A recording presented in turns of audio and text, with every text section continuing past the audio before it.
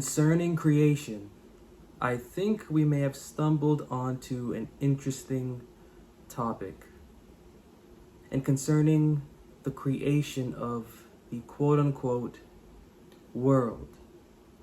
Now, in our previous meeting, in the previous episode, I spoke about the idea of the image of God and how it is within the scriptures for the individual to actually escape the image of God.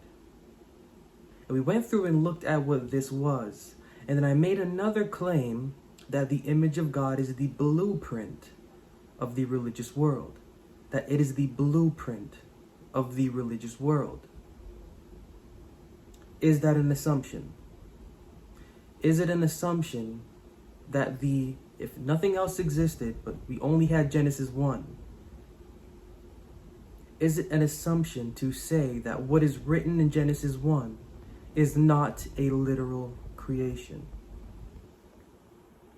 but is a figurative illustration of the creation of the religious world? Not the literal world, not the physical or natural world, but the religious world. The creation of the religious world. And when I bring this subject up, and when individuals ask me about this subject of how do you put into context the book of Genesis, and especially the first 3 chapters, and especially the first chapter, which is a tricky chapter to put into context, I ask the question, who wrote the first book of Genesis?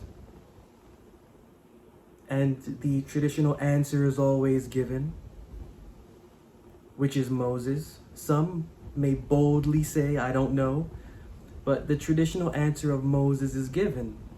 And so my follow-up question to that is that where was Moses when he wrote this? When he wrote the first chapter of the book of Genesis, was he there? Was he actually there? Was the individual that wrote this actually there?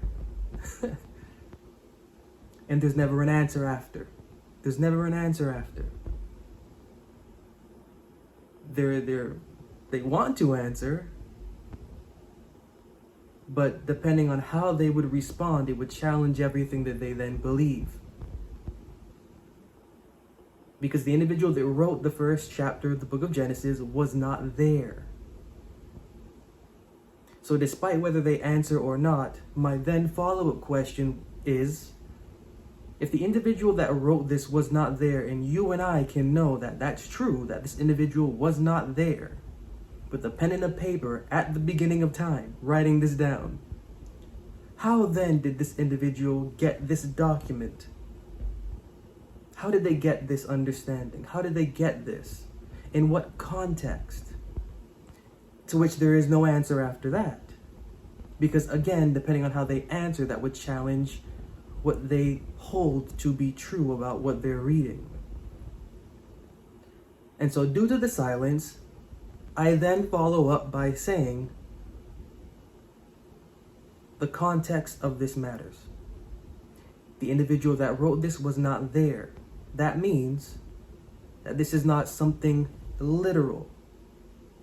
They're not writing from a literal understanding. They weren't physically there. They were, we can say, mentally there at a time far off when this took place. That means that this is not a literal thing that is written, but we can say that this is a revelation. We can say that this is a vision. We can say that this is a particular stream of thought that this first chapter of the book of Genesis is written in. And with that being so, we ought to understand the things therein according to the manner of the context of which they are written. Now, if this was history, this would be a different story. Because you can actually cite individuals that are there for the historic moments, but this is not history. This is written via vision, via revelation, via philosophical insight. Therefore, it must be understood via philosophical insight in the same context of which it is written. And that's the difference. Now, with all that being said, Going again back to John 4:24, Luke 24:39, that God is a spirit and that a spirit does not have flesh and bones. Taking all of that into consideration, now along with the idea or the thought that the individual writing the first chapter of the book of Genesis is not there. So they're not writing something concrete, they're not writing something physical, they're not writing from a natural perspective, they are writing from a perspective of mind. So if we're reading that God created, and the individual writing this is not writing this from actually being there, but from a perspective of mind, we really ought to understand that what is being created is perspective of mind. What is being created is perspective of mind. And the creator being quote unquote God, we can categorize this mind as being philosophical or religious or spiritual, religious, philosophical in nature of what this creation should be. When we're looking at these things, there's a frame of mind that we have to enter into them with. Sure, we may have ideas. Sure, we may have thoughts and all of this. Beautiful. So have that, but not when the book is in front of your face. When the book is in front of our face, we need to let the book speak. We need to let everything within it find harmony with what is within it, without us bringing anything that we have into it. Whatever disposition we have, let the Bible correct it. Whatever thought process we have in approaching these things, we'll let the Bible correct it. Let the Bible do what it needs to do, so that as it's doing what it needs to do, we can then have a definite perspective and a correct grasp on the kind of approach that we need to take in order to handle these things with. And so when I always get into the subject of Genesis and the creation and all of this, I first like to put into perspective the nature of the individual documenting these things, so that we can step into their shoes, so that we can step into what they may be thinking, the thought process of even beginning this document. Because this isn't written from an individual that's actually there when it's taking place. This is an individual that's writing from the perspective of a vision or a thought or a stream of thought. And that's how that should be understood. It's no different than when you jump from Genesis, skip ahead of the rest of the books, and you get to the book of the Revelation. The book of the Revelation is not a literal book. Name, Revelation, book of.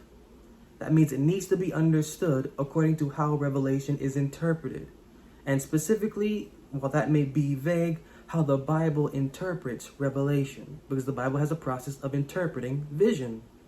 Nothing in the Revelation is literal. Nothing in the Revelation is real. It is a vision. There are plenty of times where you have the author of the book of the Revelation saying, and he brought me by spirit. I was in the spirit I was taken up by the spirit in. This is letting us know, the author is letting us know that they are not writing from something real. Their mind is somewhere else. And so in that realm where their mind is, we have to be able to understand how to decode. And the Bible lets us know how. We don't have to guess, but we have to be able to understand how, when, and why to decode that revelation or that vision, because it's not real. It's not real, but it leads to a real conclusion. Same thing with the book of Genesis. That very first chapter, as I always go into it with anyone interested, just putting that into perspective, because this is a revelation. This is a vision. The individual writing this is not there at the beginning of time with pen and pad documenting. That's not how that works. So in order to understand what this means, we have to attack it from the perspective of which it is written, in order to grasp, or in order to collect a concrete understanding of what is being spoken of. When you can understand that, then you can begin to understand the different terms that this first chapter brings out, because everything in this first chapter, it actually guides an understanding every single one of the chapters of the Bible thereafter. So that's an important piece when dipping into the subject of the creation. We are to have, as is said and believed when it comes to life and religion, faith. But when it comes to exercising faith, a very crucial aspect of having and exercising faith isn't mentioned. In order to have faith in anything, we need to know what we would have faith in. This book looks into how the Bible defines the process of justification. We are supposed to know what we believe. Personal knowledge will bring life to our experience with the Bible. Get Justification to know how to safely take care of your faith.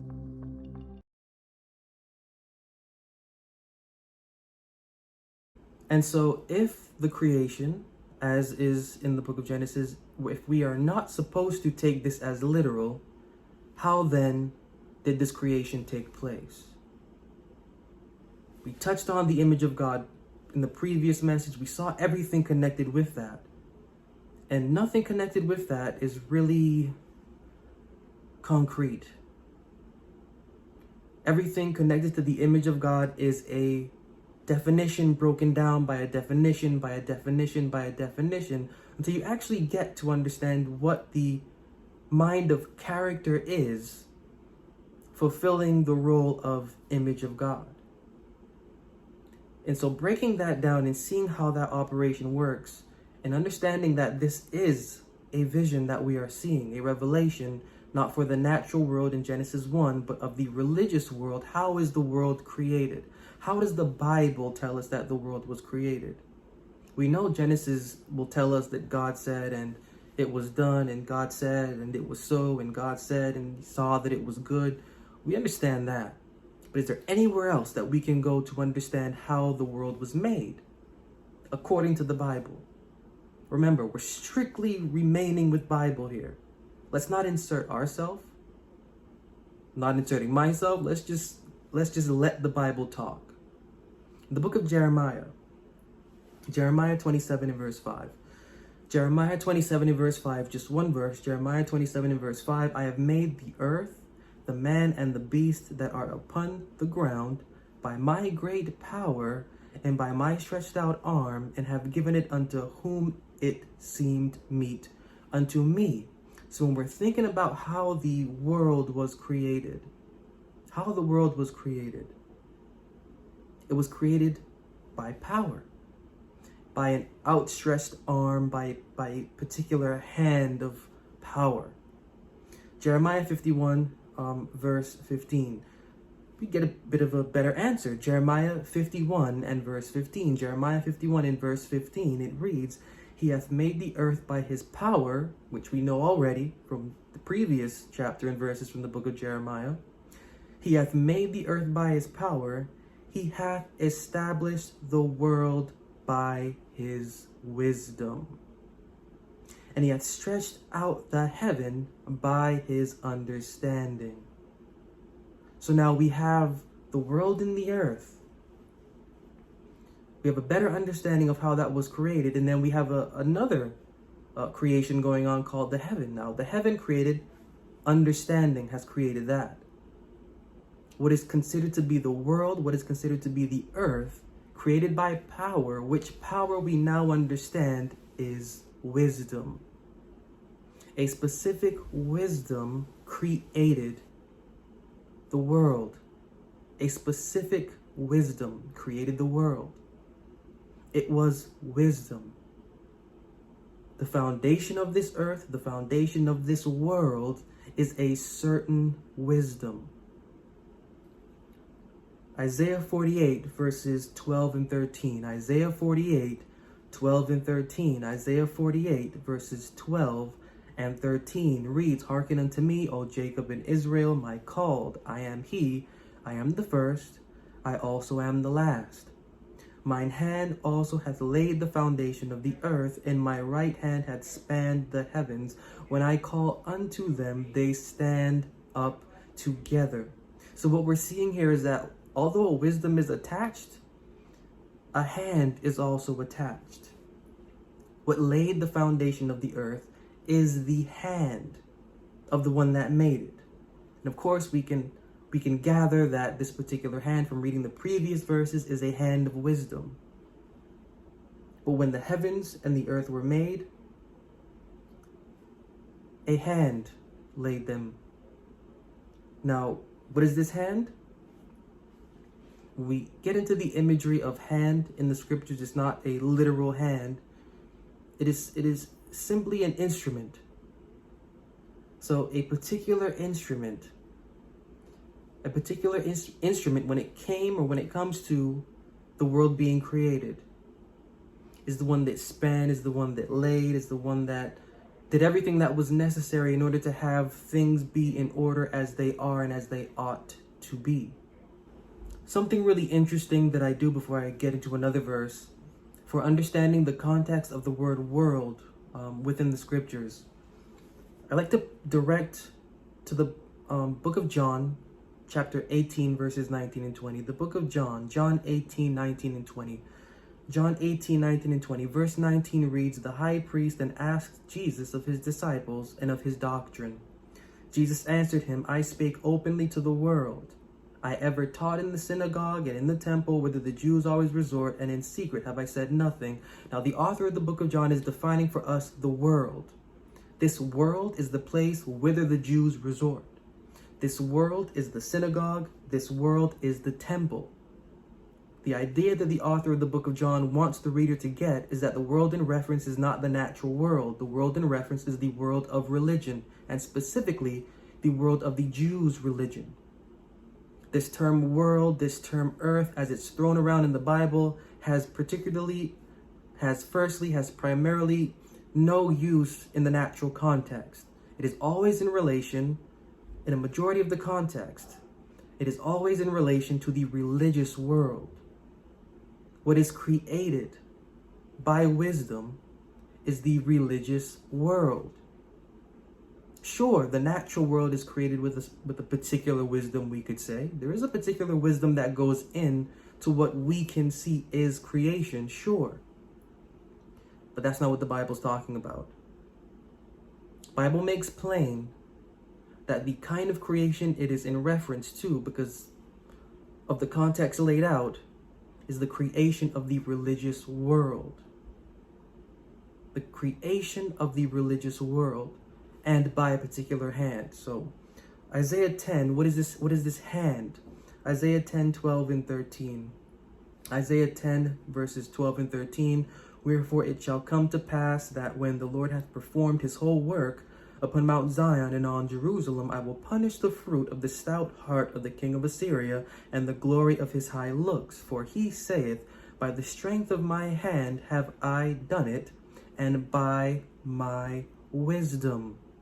For I am prudent, and I have removed the bounds of the people, and have robbed their treasures, and have put down their inhabitants like a valiant man." When we're talking about hand here in this context, this hand is in relation to a particular wisdom, holding a particular wisdom. This is a particular hand of understanding that is going into creating the world. And also keeping in mind, what is the heaven is created by a different wisdom, a different understanding. The heaven was created by understanding, also has its own. But the world has its understanding of a wisdom, of a kind of wisdom of its own also. This world, the religious world, is created. Its blueprint is a certain or a particular kind of wisdom. Looking in the book of Ezra, chapter 7, 25 and 28. Ezra 7, 25 and 28. "And thou, Ezra, after the wisdom of thy God that is in thine hand, set magistrates and judges which may judge all the people that are beyond the river, all such as know the laws of thy God, and teach ye them that know them not. And whosoever will not do the law of thy God and the law of the king, let judgment be executed speedily upon him." Again, this hand in context. "Mine hand hath laid the foundation of the earth." This hand that is referenced is a particular wisdom. A particular wisdom has shaped, molded, coined, fashioned, has placed into form the blueprint of a particular wisdom. And that's what the world that we have been talking about, even episodes prior when we're talking about our exodus from the religious world. The religious world has a blueprint.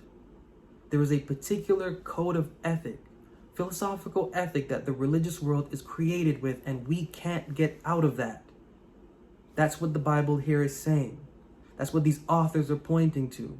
They're not speaking directly, they're speaking philosophically and figuratively, but the world, the religious world, every temple and synagogue devoted to some deity, it is ruled and governed by the blueprint of a specific wisdom, of a specific law.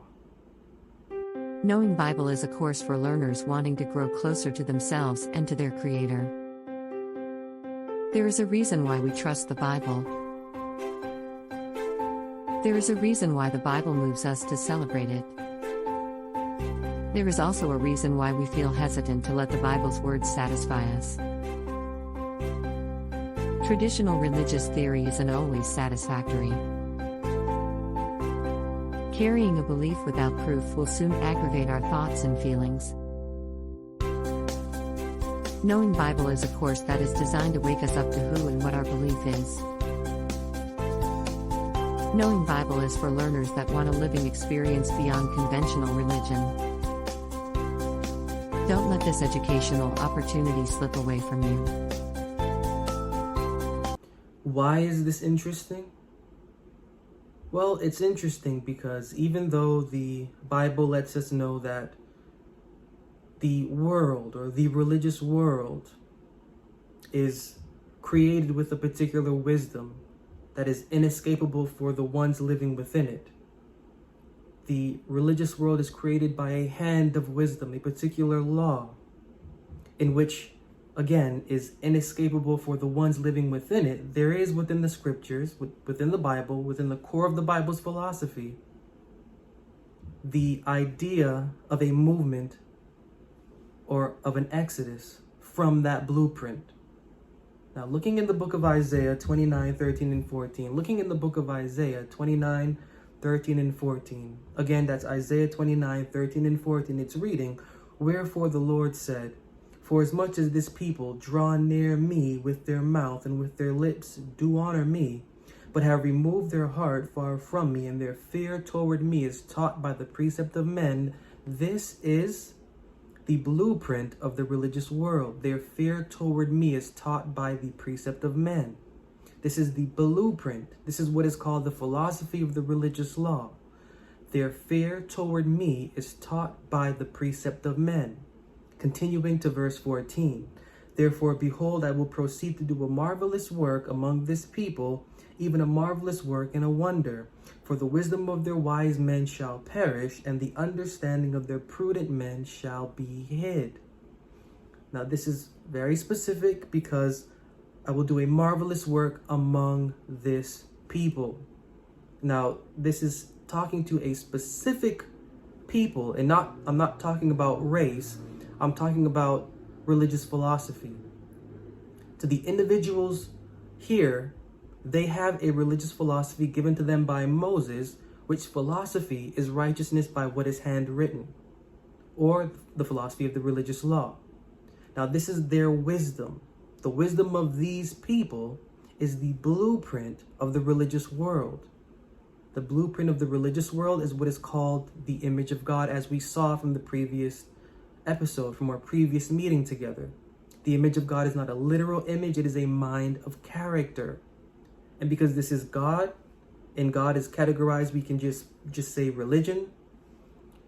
What is here being created and associated with the image of God is a religious ethic. And the ethic, as we saw, is an ethic of one speaking, and then what is said is done, and then what is done is considered to have been righteous or favorable and of some sort. The idea being following what is spoken, and of course, transferring that down to man or mankind or the priest kind. That is what is handwritten or spoken through pen or spoken to or through conscience. This is the blueprint of the religious world. Their fear toward me is taught by the precept of men, which is, in a phrase, the image of God.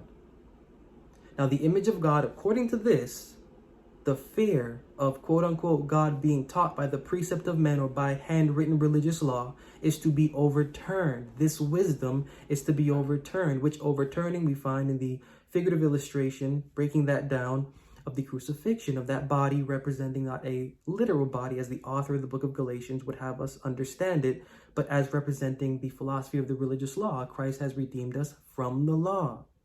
The law in this context and throughout the scriptures, beginning at Genesis until the end, the philosophy of the religious law is the definition of sin.